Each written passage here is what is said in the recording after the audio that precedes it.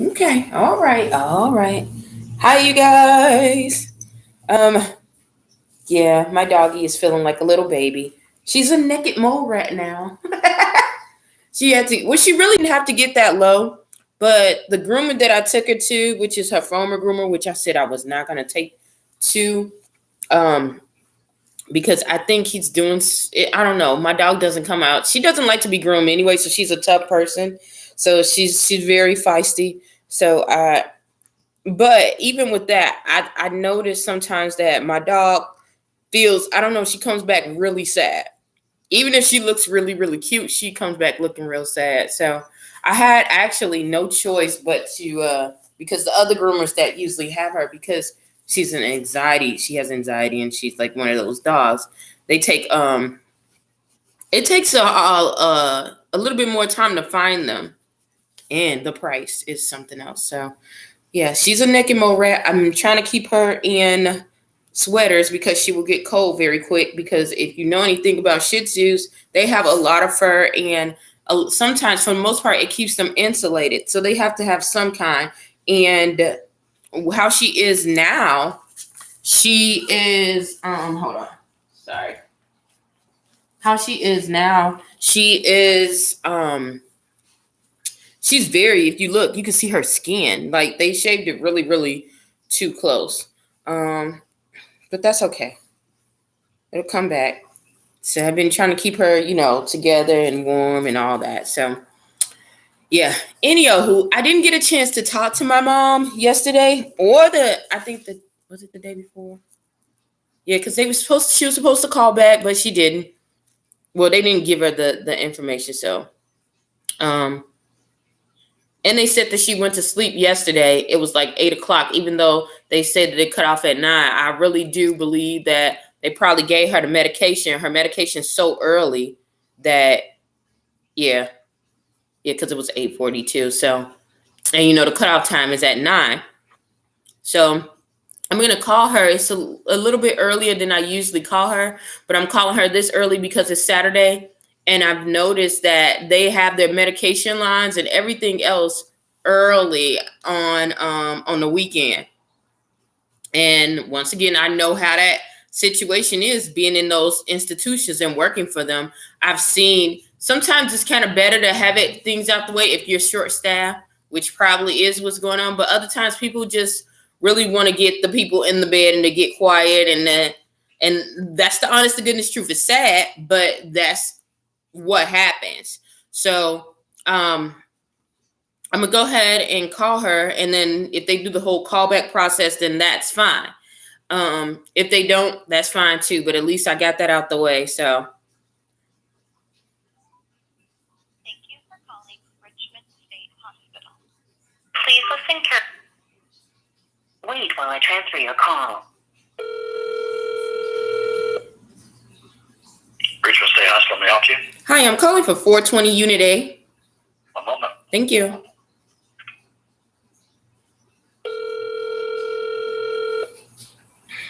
Hopefully they answer the phone on time. 28, Kristen. Hi, Christian. I'm calling for Patricia Dean. The unit code is 420 Unit A. Okay. I will let her know and have her call you back, okay? Okay, is she near? Is she up? Yeah. Okay. All right, thank you. Let her know. Thank you. Goodbye. I have to ask that question because, I don't have to ask that question, but I do. If this is the whole gameplay that they're doing, and someone calls, they have to wait to call back. But then this is what really gets me with this whole scenario. They cannot call other people just out of the blue, but we have to call them and then wait, and then for them to hang up from us and tell the other person in the mental hospital that someone has called for them, and then they have to call back, which is crazy because it was not like that when my mother first got in there. So that kind of annoys, I think, both of us. And then not only that, it was an issue with my mother because sometimes she would forget some of the numbers. So, which they have on file, and they act like at first they couldn't give it and they couldn't do it, but whatever. Allen County investigating missing, endangered, Leah Mix. Uh-oh. It is a, let me see if I can show you that. I don't know. Somebody's missing, but they're 21 years old. They didn't show like if they had a mental illness or something, but they was 21 years old. So somebody's in danger. So I'm assuming they do. Um, yeah, but anyhow, so today I needed to talk to you about what happened today. So today I'm walking Luna, and Luna's doing her usual thing, meeting her neighborhood dogs, and we really do have a good neighborhood community of dogs. Like, and it's always growing. People are always bringing their dogs. This is a dog city. I think of it as a town, but it is. They have a mentality of a town, but it's considered a city, second largest city in the state, but definitely town mentality. But anyhow, so we're walking, and I see one of the people, one of the guys that are homeless that are at the shelter that I'm usually at. So I was talking to him, and the reason why I was talking to him because it was cold. It was earlier today. It was really cold. It was like 50 something degrees, and he's outside, and he's like this. Now we have like warming shelters, things like that, but a lot of those shelters have been filled, especially with COVID. They've been making a limited supply because everyone has to be distanced. One thing I can say about this area, they follow those protocols for real when they go into those arenas. Like, they have their space, which in the long run, I wish they would have did that before, because I think you need space anyway, dealing with those situations if you're homeless. So even though it's on a sad note, if you look at it from another perspective, having 6 feet of space, being home, you can have a little bit of personal space, which you usually don't have. But anyhow, because of that, the shelters are packing up. So we had, in the shelter that I was, over at, we had this one gentleman. He would help out a lot, and my mentor would have him stay at the shelter overnight because he literally would be on the street. So either he's going to get that ticket. It's just crazy. So she's known him for a long time. Everybody in the neighborhood knows this guy, although I would say it's not safe to have anyone who, come into your home and all that. But I grew up like that. So anyhow, she had this shelter. It's a big house. So she allowed him to stay in, didn't take anything. Cameras are all there so they can see. He just needed rest. So I was asking him, like, why was he out so early? It's early in the morning. Like, what is going on? The shelters don't even let out that early. And kick them out, because if it's, overnight, they're kicking them out 5 o'clock, 5:30 in the morning. Why is he out this early? And he's like telling me, he got kicked out from the other one. And I'm like, how is that even possible? And he said that some of the people were complaining. So we started talking about that. And he was like, he didn't worry about it because at least he got, he's really humble. He's really gracious and really kind, very much kind. But he was like, he was glad for the opportunity that he didn't have to spend this winter outside. He probably would have been locked up, and, being locked up, even though that sounds bad to other people, being locked up, if you have no place to go in this winter, that's a roof. That's 3 meals and a roof over your head, even though it's taking money out of the city's funds and things like that. But you don't understand, if you've never had that experience of being homeless, you don't really get that. So we started talking. We just started talking and catching up and things like that. And I saw that it really helped his soul. And it helped mine too, because it got me to understand why I felt like I didn't want to be as all these things that are going around, it feels like sometimes it's like pulling at your emotions. And you know what they say about your emotions. Whoever has control over your emotions have control over you. And I definitely believe that. And I just been praying, like, God, because I live in an area that I am not the norm. Okay. Even though they say that, they accept everyone, but at the same time, you can see it about how their reactions are to how I'm not the norm as what they're saying, or because I'm not in the middle. It's a lot of mixed people here.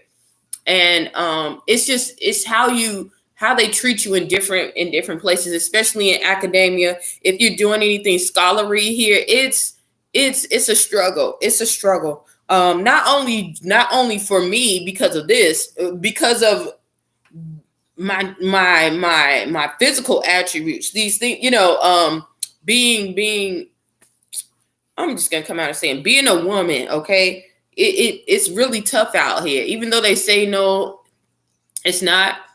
When you come in here and you've been in other atmospheres and other places, and you come into this arena, you see it so much often than not. You can see it. But if you've lived in this area, you're gonna think it's the best thing cooking. So we had that whole discussion about how everything is going around, and how it, even though it's hidden my emotions and I understand things, but I have to understand what's the truth. Doing the same thing over and over and expecting a different result is insanity. They teach us that. We talk about narcissism and things like that. But what about, people who are doing the same thing when they're going and risking their lives to prove a point? You can't prove a point to someone who has never changed their mind about you. You can never do that. There are some people know what I do for a living. There's some people who know what I do in the community, but to them, I will still be a low class person. I will still be a nothing. There are some people who don't even want to know that I was in pageantry, never want to know that I do a lot of things, just community, not only community, in the small circle or circumference of community, but I'm known outside of this state, and known outside of this country, and outside of the territories. So what does it make? I no longer feel like I'm being a traitor for not joining into something that I truly believe is not going to benefit me. You made it up in your mind. People are saying, "Oh yeah, we got to change these things. We got to make these laws." No, these things have been happening over and over and over. And there are laws in place that's supposed to stop this. The thing is to follow the law. If you made it a conscious decision not to follow the law or to tilt it, then what's the difference of me going and screaming and holding signs? It's not. It's not. And to anyone who's doing that, I don't knock anyone because you have your own preference. But for me, I understood what was really at stake, which was getting to the point of excellence in my field, that I can make a difference in other places. Everyone's not meant to do that. There are some people who really are meant to do that. But as we started discussing, and he was talking about things that was happening in his era, that's happening still in my era. It's, in our era, because he's still living. We just came to that realization, and it's like, especially here, people look at you weird, like you're not jumping on the bandwagon, you're not jumping for the cause. And no, why would I do that, especially in this area? I know you don't like me. I know for the most part, you guys hate me. There are some people who really don't like me, but they have to be around me because it'll show their true colors about what they're about and what they're against. Yeah.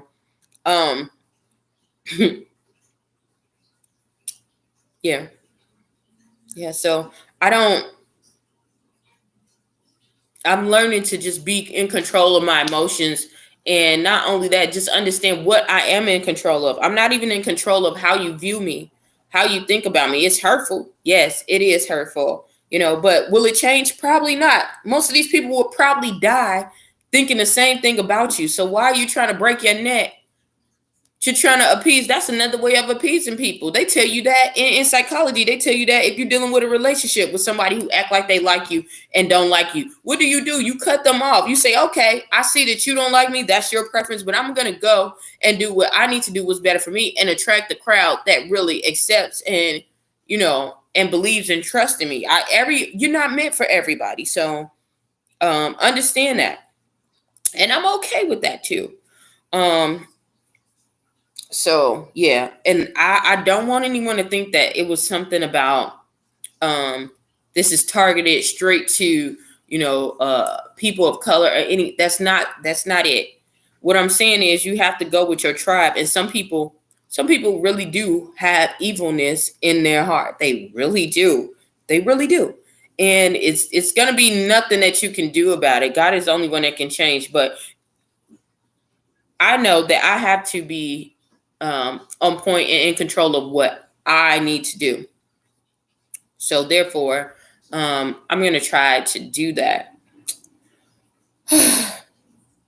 Yeah, because she's like tired. You tired, girly? Yeah. So that's basically what we were talking about. He also started talking about how um how some of the people who we looked up to really thought that what they were doing was making a real difference. And even though we do have some things that have changed because of it, a lot of it has went behind the scenes. So it's the same thing. So you have to ask yourself. He did tell me that you have to ask yourself, what is the agenda? What is the thing behind it? Why are these people pushing you to do so much now when you know this has been the case? When we've been supposed to been defended and taken care of, why now? Why now? So yeah. Anywho, oh yeah, I don't know if I told you guys I got my I did tell you I got my certification with that. Yeah, I got my certification. Um I'm supposed to start next week. Hopefully they give me another week because I said I was gonna go and take vacation, but I hope people are downtown now. I hope that they give me I hope that they give me more time because I really want to take a vacation. I really want to take a vacation from it all and get my mind clear as to who and what is going on. And I really do need to get clear and reset before I go into this chapter.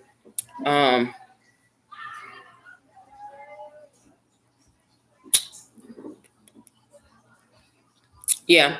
Also, I still haven't heard too many updates with my attorney. We're trying to get a case, a court date, because if you're dealing with guardianship, it takes quite a bit of time. It takes some time. Usually it takes to like a span of 2 months. But since COVID is here, it's supposed to be a little bit quicker and things like that. So you guys keep me in your prayers as far as that goes. I think that's about it, you guys. I'm going to go ahead and get off of here. Go drink me some tea. Hopefully something I said or done will help you on your journey. Please stay tuned to Journey to Jerusalem. Bye.